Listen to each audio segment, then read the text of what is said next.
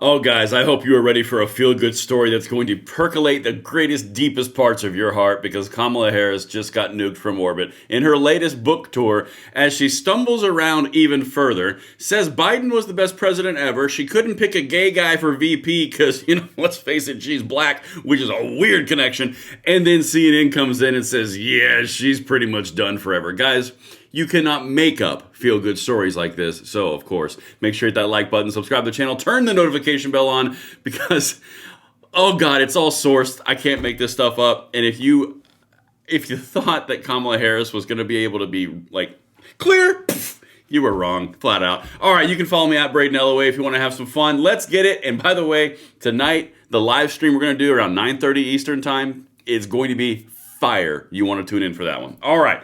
Here we go. So the first thing that I want to do for your viewing pleasure, again, this is all about your love and entertainment for yourselves and our country, is a CNN report showing how bad the American people despise the babbler and vice president. All right, watch this. You can't make this stuff up. I would just say that if you want a messenger to go against Donald Trump, you could do far better as Democrats than Kamala Harris. What are we talking about here? Well, let's take a look at her net favorable ratings nationwide. Back in October of 2024, she was at -5 points. Not exactly great, but pretty close to the zero. Common special note. That was when the presidential election was going on. Only minor note of importance. Anyway. Mark, right? Pretty close to even. But now, down under she goes. She's at -13 points. That's an 8-point drop since the general election among the overall electorate. She is not well liked at this particular point. The American people, they don't want this. They don't want her. And get this, she's 37 points underwater with independents. If you can't win independents, you can't win the election. And the bottom line is, with those in the center of the electorate, those who are the most up for grabs, she is way underwater. She is definitely swimming with the fishes. Swimming with the fishes. I like this guy. Either way, I like his delivery on stuff. All right, guys.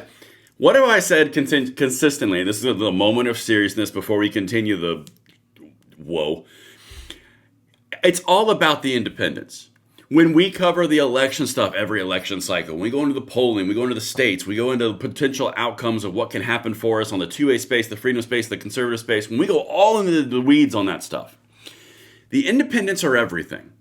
And if you're -37 on the independents, I don't care if you're an R, a D, or an I, you're not going to do anything. In fact, you're only going to be a net negative. And if you're -5 in the election, I can't imagine why you lost as bad as you did, but then you're -13 now, when leftist accounts on X are still posting like, we could have had her. No one wants her. And it might be something to do with this little clip that just happened in her book tour. Guys, it takes a certain level of ignorance to walk on to Rachel Maddow, her show, on MSNBC. Special note for reference, Rachel Maddow is a member of the LGBTQ community. She be gay. I don't care. But apparently, Kamala Harris does. Listen to why Pete Buttigieg was not the VP. Guys, buckle up, get ready, here we go. I guess I'd ask you to just elaborate on that a little bit. It's hard to hear. Yeah. With you running as, you're the first woman elected vice president. You're a black woman and a South Asian woman elected to that high office, very nearly elected president. To say that he couldn't be on the ticket effectively because he was gay is hard to hear. No. That's not what I said.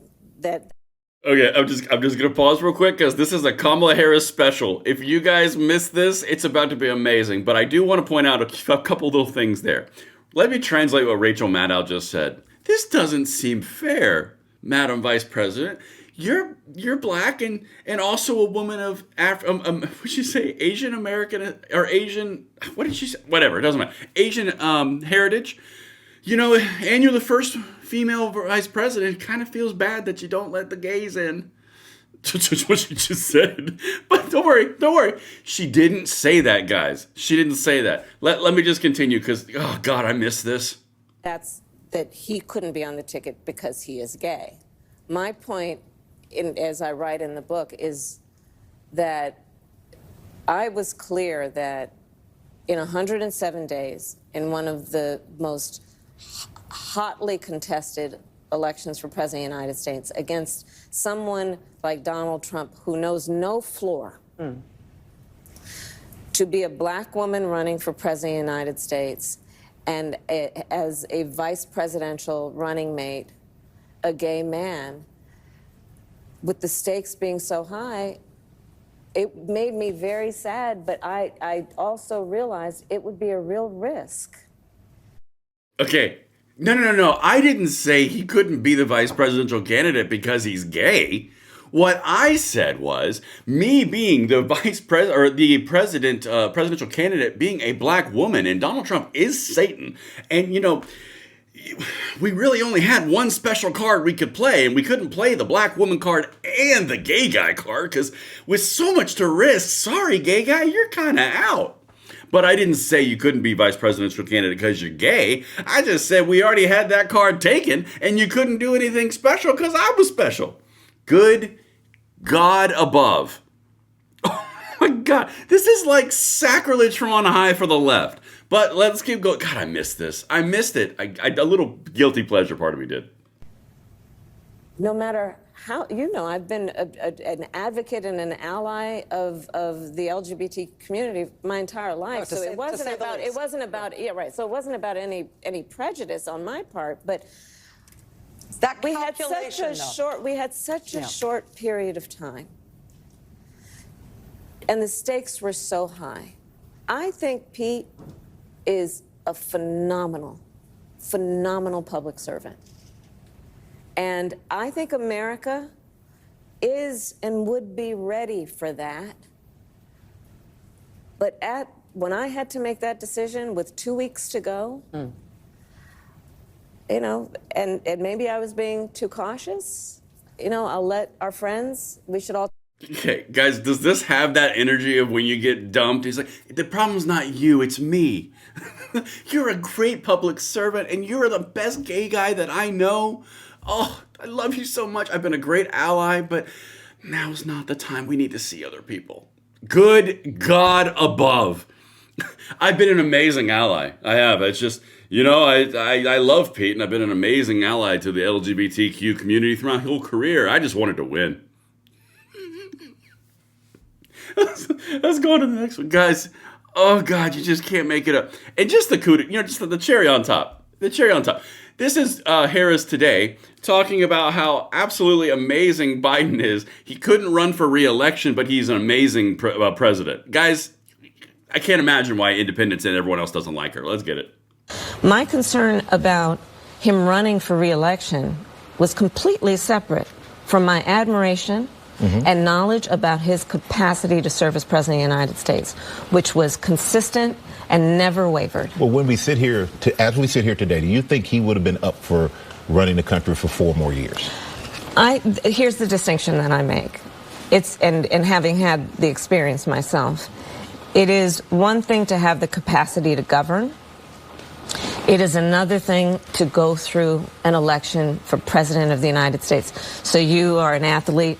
You may appreciate this kind of metaphor. Running for president of the United States is like being in a marathon at a sprinter's pace with people throwing tomatoes at you every step you take.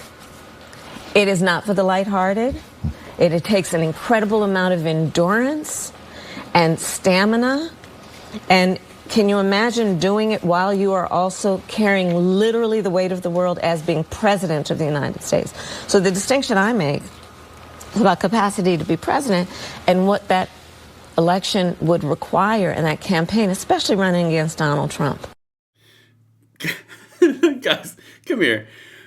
Legitimately, he didn't have the stamina to run for the re-election, and running for president is really, really difficult. You have $2 billion that's raised in under a month and a half, and you have all the media fomenting every single word you say, and you have all the celebrities coming out and saying how awesome you are, and how you have this big, great mandate to be the first whatever for whatever, and oh my God, it's just really hard. They're always throwing tomatoes at you.